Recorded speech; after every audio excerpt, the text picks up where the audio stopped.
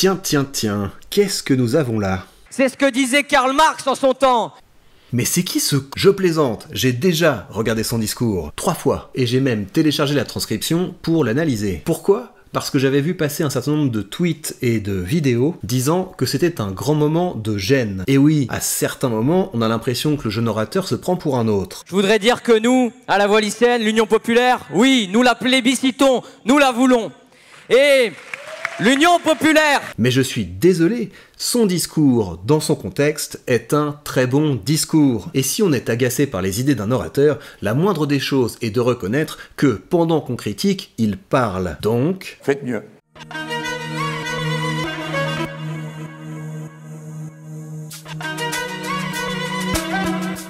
J'ai donc analysé pour vous le discours de Manès Nadel, jeune orateur qui a fait sensation lors des Amphis 2023 de la France Insoumise. Et comme dans chacune de mes vidéos, je vais attirer votre attention sur des points dont vous feriez bien de vous inspirer si vous voulez quitter le camp des spectateurs pour celui des créateurs. Manès Nadel nous a donc proposé un discours en 3 temps.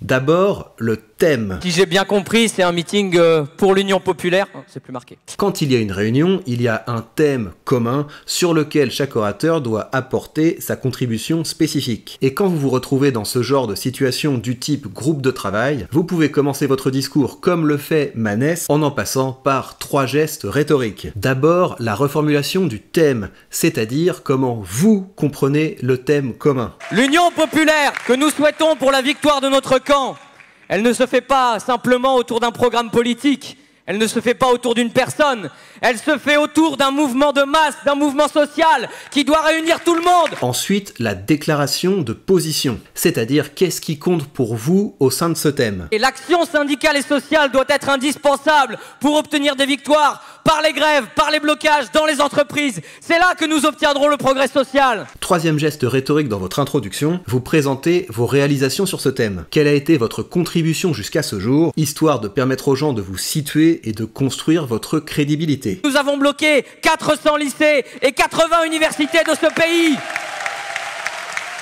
2e temps de votre discours, on se tourne vers les enjeux, vers les défis, vers ce qui justifie que vous soyez réunis. Si on se réunit pour travailler sur un thème, c'est parce qu'on a besoin de mutualiser les énergies pour régler des problèmes. À ce stade, quand on est dans un contexte professionnel, l'idée va être de présenter votre diagnostic et de proposer une solution. Mais là, vu qu'on est dans le champ de la politique, le problème c'est souvent le camp d'en face, et la solution c'est souvent d'inventer de nouveaux impôts. Donc l'objectif de ce genre de discours n'est pas vraiment de se mettre à travailler, c'est de renforcer la cohésion, de rester groupé pour aller à la chasse aux voix ou aux manifestations. Et au regard de cet objectif, son discours est très bon. Pour chaque problème, l'orateur va s'appuyer sur un événement qui est récent et présent à l'esprit de son public. Le racisme systémique et le fait qu'un policier ait tué Naël en France.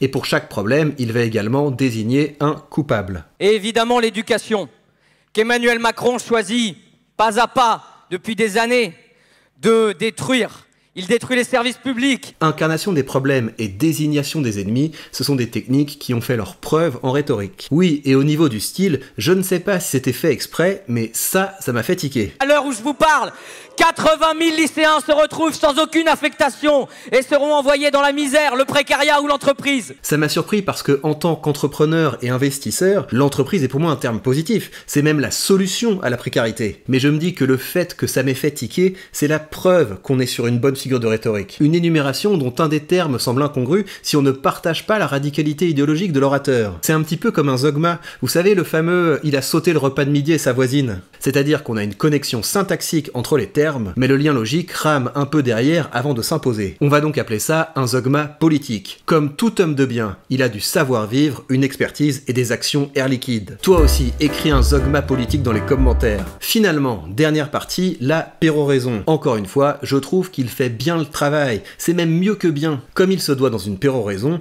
il y a un crescendo au niveau de l'énergie. Et ce crescendo est amorcé par un contraste émotionnel. Tous ces problèmes qui se présentent face à nous pourraient paraître impossibles à régler. On pourrait entendre la musique du ressentiment et de la résignation. Mais rappelons-nous que nous avons la force de changer les choses et que nous n'avons pas le choix. C'est très bien ça, on invoque le négatif pour mieux amener le positif. C'est un peu une technique dans l'esprit shonen. C'est quand on se retrouve au sol qu'on peut mieux taper par terre pour se relever.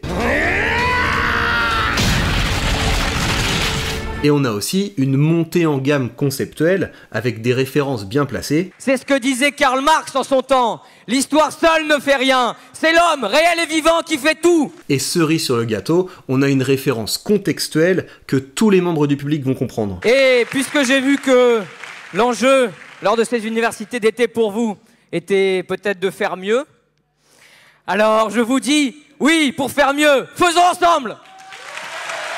Pour ces raisons, je trouve que Manès Nadel est un bon orateur. Et s'il vous agace, la pire chose que vous pourriez faire, c'est d'aller dober sous ses discours ou sous ses tweets. Encore une fois, la vie est trop courte pour aller critiquer l'œuvre des autres. Faites votre truc.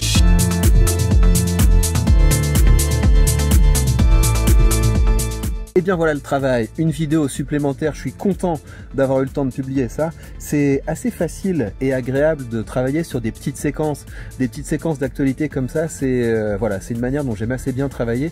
J'aime bien aussi les autres formats que je vous fais où je m'installe sur quelque chose qui n'est pas forcément connecté à l'actualité, mais on le creuse un peu plus en détail.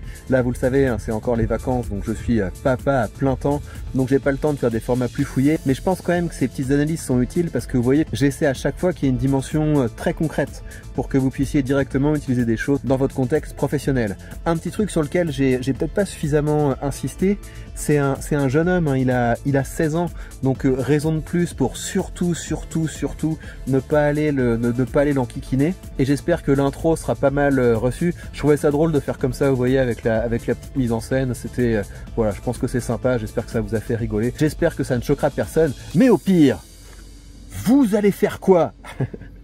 Je vous rappelle comme d'habitude que si vous voulez aller plus loin en rhétorique, vous avez sous cette vidéo le lien pour rejoindre mon cercle des orateurs et très bientôt je vais envoyer un nouvel article, donc profitez-en avec des outils, des techniques pour changer vos idées en discours et mettre votre public en mouvement. Prenez bien soin de vous et on se retrouve très vite pour de prochaines vidéos.